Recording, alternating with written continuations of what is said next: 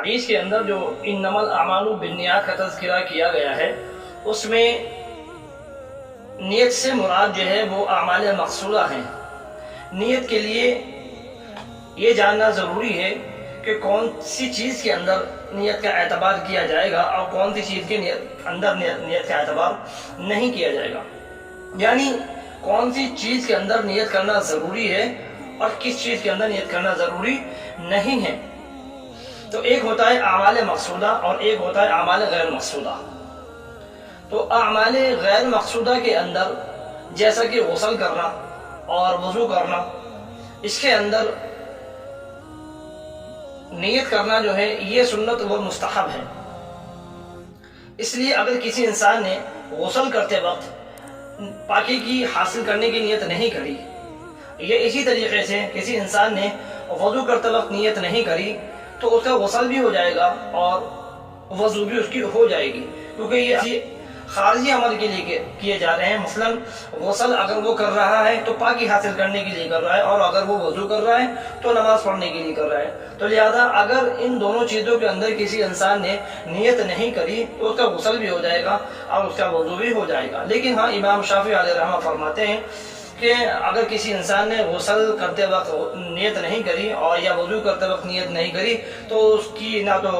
وضو معتبر ہوگی اور نہ اس کا غسل معتبر ہوگا۔ کیوں؟ کیونکہ ان کے نزدیک جو ہے نیت کرنا وہ فرض ہے، وہ ان چیزوں کے اندر بھی نیت کو فرض قرار دیتے ہیں۔ تو لہذا ان کے نزدیک تو نہ تو غسل ہوگا اور نہ ہی وضو ہوگی۔ لیکن امام اعظم امام ابو حنیفہ رحمۃ اللہ علیہ کے نزدیک جو ہے وہ ان چیزوں کے اندر نیت کرنا جو ہے یہ اعمال ہے، کیونکہ غیر مقصودہ ہیں، ان کے اندر نیت کرنا جو ہے وہ سنت و مستحب ہے۔ تو لہذا ان کے نزدیک وضو بھی ہو جائے گی اور غسل بھی ہو جائے گا۔ آیا اب یہ دیکھنا ہے کہ اگر کوئی آدمی وضو کر رہا ہے تو وضو کے اندر آدمی وہ نیت کہاں کرے، کہ آیا شروع میں کرے یا منہ دھوتے وقت کرے یا سر پہ مسح کرتے وقت کرے، یہ صحیح وقت اور صحیح جگہ کہاں ہے نیت کرنے کی؟ تو بعض علماء نے لکھا کہ منہ دھوتے وقت وضو کے اندر نیت کر لینی چاہیے، لیکن بہتر اور اعلیٰ طریقہ یہ ہے کہ آدمی جب ہاتھ دھوئے تو بسم اللہ الرحمن الرحیم پڑھنے کے بعد وہ نیت کر لے وضو کی، تاکہ ہاتھ دھونے کے بعد سے لے کے اور منہ دھونے تک کا جو وقفہ ہے، اس وقفے کے اندر بھی سنت کا ثواب مل جائے اور سنت ہماری شروع سے لے کر آخر تک ادا ہو جائے۔ لیکن ہاں، یہ تو رہا مسئلہ مطلب وضو کا اور غسل کا، اس کے اندر تو علماء کا تھوڑا سا اختلاف میں نے بیان کر دیا۔ باقی تیمم کے اندر جو ہے وہ نیت کرنا فرض ہے۔ تیمم کے اندر نیت کرنا فرض ہے، اور کب فرض ہے؟ جب آدمی ہاتھ کو مٹی پر مارے گا تو اس وقت پہلے نیت کرے گا تاکہ حاصل کرنے کی یا وضو نماز کے لیے تیاری کرنے کی، اور اس کے بعد وہ پھر ہاتھ کو اپنے منہ پہ پھیرے گا اور ہاتھ کو اپنے ہاتھوں پر پھیرے گا۔ تو لہذا ان چیزوں کے اندر دھیان رکھنا چاہیے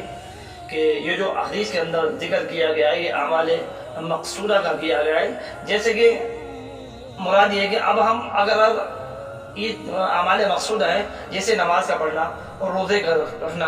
حج ادا کرنا، زکوٰۃ دینا، یہ تمام چیزیں اعمال مقصودہ ہیں۔ اب اگر اس کے اندر ہم نیت نہیں کریں گے تو ہماری بغیر نیت کے ان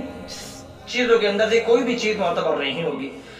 کیونکہ اگر کسی انسان نے نماز پڑھی اور نماز بغیر نیت کے پڑھ لی، اس نے نیت ہی نہیں کری کہ میں کون سی وقت کی نماز پڑھ رہا ہوں، یہ کون سی نماز کی نیت باندھ رہا ہوں، تو اگر اس نے نیت نہیں کری تو نیت کے بغیر معتبر نماز نہیں ہوگی، اس کی نماز ادا نہیں ہوگی۔ اسی طریقے سے بغیر نیت کے زکوٰۃ بھی ادا نہیں ہوگی، اسی طریقے سے بغیر نیت کے حج بھی ادا نہیں ہوگا،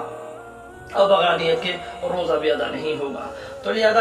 کچھ چیز اعمال مقصودہ ہوتی ہیں اور کچھ چیز اعمال غیر مقصودہ۔ تو اعمال مقصودہ کے اندر نیت کرنا ضروری ہوتا ہے، فرض ہے، اور اعمال غیر مقصودہ کے اندر نیت کرنا ضروری نہیں ہوتا، وہ سنت و مستحب کے درجے میں ہوتا ہے۔